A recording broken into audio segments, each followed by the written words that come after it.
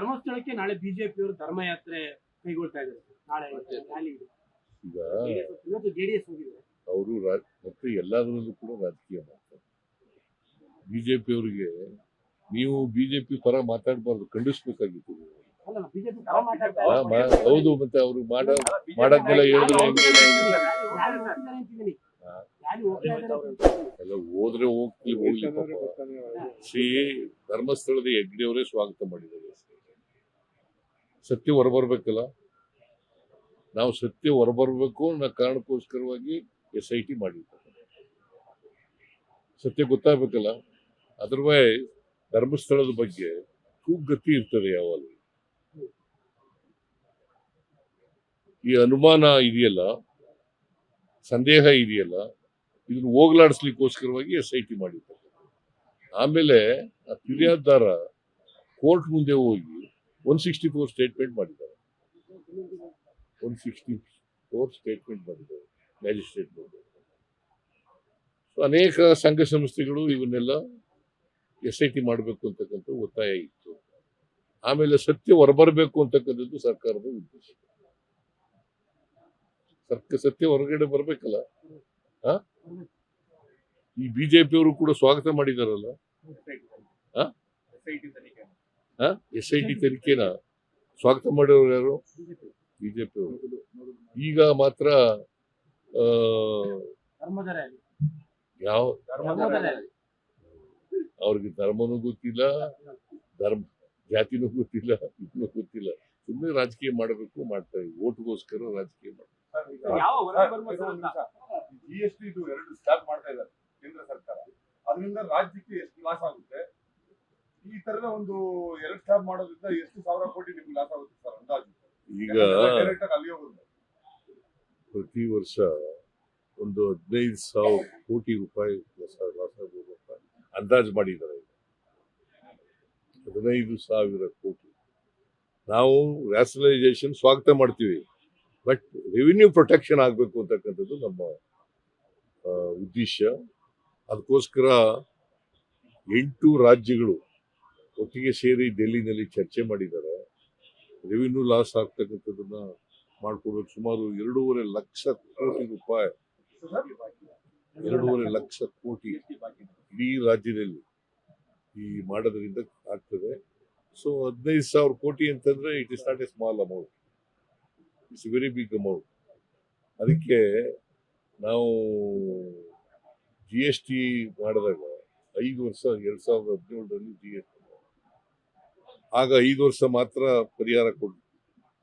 ಈಗ ಸುಮಾರು 12-13% ತೆರಿಗೆ ಗ್ರೋತ್ ಆಗ್ತದೆ. ಅಷ್ಟನ್ನ ಕಾಂಪನ್ಸೇಟ್ ಮಾಡಿಕೊಡ್ಬೇಕು ಅಂತಕ್ಕಂಥದ್ದು. ಅದು ಏನು, ಈ ನಾವೇನು ಸಲಹೆ ಕೊಟ್ಟಿದ್ದೀವಿ ಅಂತಂದ್ರೆ, ಲಕ್ಸುರಿ ಗೂಡ್ಸ್ ಇದೆಯಲ್ಲ, ಸಿನ್ ಗೂಡ್ಸ್ ಅಂತ ಕರಿತೀವಿ. ಈ ಸಿಗರೇಟು, ಗುಟ್ಕಾ, ಆಮೇಲೆ ಪಾನ್ ಮಸ್, ಇದನ್ನೆಲ್ಲ ಸಿನ್ ಗೂಡ್ಸ್ ಅಂತ ಕರಿತೀವಿ. ಕೆಲವು ಲಕ್ಸುರಿ ಗೂಡ್ಸ್ ಅಂತ, ಈಗ ಬೆಂಚ್ ಕಾರ್ ನಲ್ಲಿ ಓಡಾಡೋರು, ಇವರೆಲ್ಲ ಸ್ವಲ್ಪ 40% ಇದೆಯಲ್ಲ, ಅವ್ರ ಮೇಲೆ ಸೆಸ್ ಹಾಕಿ ಅದ್ರಲ್ಲಿ ನಮಗೆ ಕೊಡಿ ಅಂತ ಹೇಳಿದ್ವಿ. ಕೌನ್ಸಿಲ್ ಅಲ್ಲಿ ಪ್ರಸ್ತಾಪ ಮಾಡ್ತಾರೆ ಸರ್, GST ಕೌನ್ಸಿಲ್ ಅಲ್ಲಿ. ಹೌದೌದು, ನಾನು ಹೋಗ್ತಾ ಇಲ್ಲ, ಕೃಷ್ಣ ಬೈರೇಗೌಡ ಹೋಗ್ತಾರೆ GST ಕೌನ್ಸಿಲ್ಗೆ. ಅವ್ರಿಗೆ ಹೇಳಿದ್ದೀನಿ. ಅವರೇ ಈಗ 8 ರಾಜ್ಯಗಳು ಹಣಕಾಸಿನ ಮಂತ್ರಿಗಳ ಜೊತೆ ಮೀಟಿಂಗ್ ಮಾಡಿದ್ದಾರೆ. 3-4 GST ಕೌನ್ಸಿಲ್ ಮೀಟಿಂಗ್ ಇದೆ ಸೆಪ್ಟೆಂಬರ್ 3. ಆ GST ಕೌನ್ಸಿಲ್ ನಲ್ಲಿ ಇದನ್ನ ಬಹಳ ಸೀರಿಯಸ್ ಆಗಿ ಪ್ರಸ್ತಾಪ ಮಾಡ್ತಾರೆ.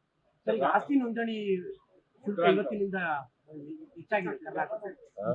ಆಸ್ತಿ ನೋಂದಣಿ ಮುದ್ರಾಂಕ ಶುಲ್ಕ ಹೆಚ್ಚಾಗ್ತಾ ಇದೆ. 1% ಮಾಡಿದ್ದೀವಿ. ಬೇರೆ ಸದರ್ನ್ ಸ್ಟೇಟ್ಸ್ಗಳು ಸಮಾನವಾಗಿ ಮಾಡಿದ್ದೀವಿ ಅಷ್ಟೇ. GST ವಿಚಾರವಾಗಿ ರಾಜ್ಯದವರೇ ಕೇಂದ್ರ ಸಚಿವರುಗಳಿದ್ದಾರೆ, ಸಂಸದರುಗಳಿದ್ದಾರೆ, ಅವರೇನೋ ನಿಯೋಗವಾಗಿ ಮಾತನಾಡ್ಲಿಕ್ಕೆ ಯಾವತ್ತೂ ಮಾತಾಡಲ್ಲ ಅವರು. ಅದರಲ್ಲೂ ಬಿಜೆಪಿಯವರು ಇದಾರಲ್ಲ, ಈಗ ನಮಗೆ 11,950 ಕೋಟಿ ರೂಪಾಯಿ ನಷ್ಟ ಆಯಿತು. ಪ್ಲಸ್ 5,300 ಕೋಟಿ ಕೊಡ್ತೀವಿ ಅಪ್ಪರ್ ಕೃಷ್ಣ. ಯಾವತ್ತಾರು ಮಾತಾಡಿದಾರ? ಮಾತಾಡಿದಾರೇನಪ್ಪ? ಹೇಳೋದು ನೀನೇ. ಈಗ ಬಿಜೆಪಿಯವರು ಧರ್ಮಸ್ಥಳಕ್ಕೆ ಎಂಥದ್ದು ಧರ್ಮಯಾತ್ರೆ ಅಂತ ಮಾಡ್ತಾ ಇದ್ದಾರೆ. ಯಾವತ್ತಾರು ರಾಜ್ಯಕ್ಕೆ ಅನ್ಯಾಯ ಆಗಿದೆಯಲ್ಲ, ಯಾವತ್ತಾರು ಮಾತಾಡಿದಾರ?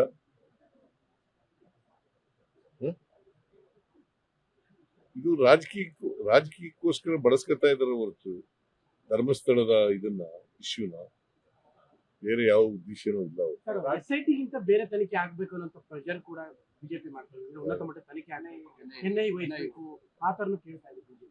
ಅವ್ರು ಯಾವಾಗ CBI ಯಾವತ್ತರ ಕೊಟ್ಟಿದ್ದಾರೆ? ಅವರು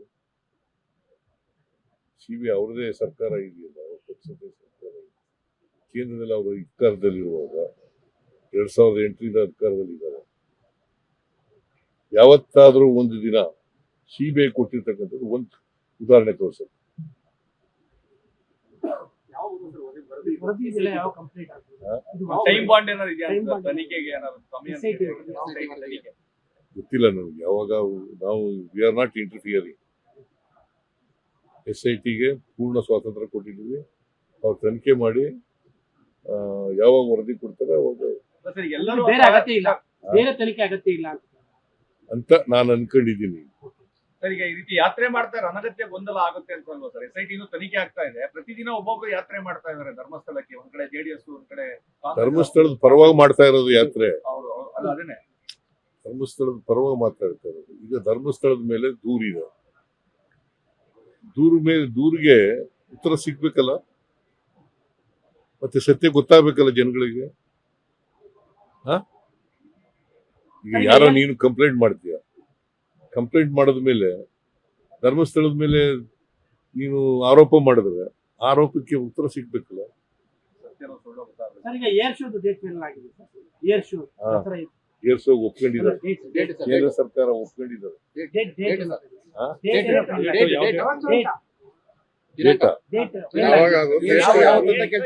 ಅದು ಇದಕ್ಕೆ ಇದ್ರ ದಿನ ಜಂಬೂ ಸವಾರಿ ಆದ ನಾಳೆ ಅಲ್ಲ, ಜಂಬೂ ಸವಾರಿ ಹಿಂದಿನ ದಿನ. ಇಲ್ಲಪ್ಪ,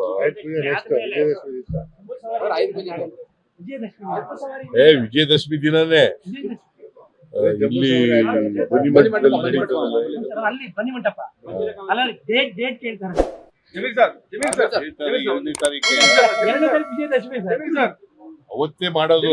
ಮಾಡ್ತಿದ್ದೀರಾ? ಓಕೆ. ಲೇಟೆಸ್ಟ್ ಹಾಗೂ ಇಂಟ್ರೆಸ್ಟಿಂಗ್ ಸುದ್ದಿಗಳಿಗಾಗಿ ಬಾಸ್ ಟಿವಿ ಕನ್ನಡ ಚಾನೆಲ್ನ ಸಬ್ಸ್ಕ್ರೈಬ್ ಮಾಡಿ. ಹಾಗೆಯೇ ಬೆಲ್ ಐಕಾನ್ ಪ್ರೆಸ್ ಮಾಡಿ. ಇದರ ಜೊತೆಗೆ ಫೇಸ್ಬುಕ್, ಇನ್ಸ್ಟಾಗ್ರಾಮ್, ಎಕ್ಸ್ ನಲ್ಲೂ ಮಿಸ್ ಮಾಡದೆ ಫಾಲೋ ಮಾಡಿ.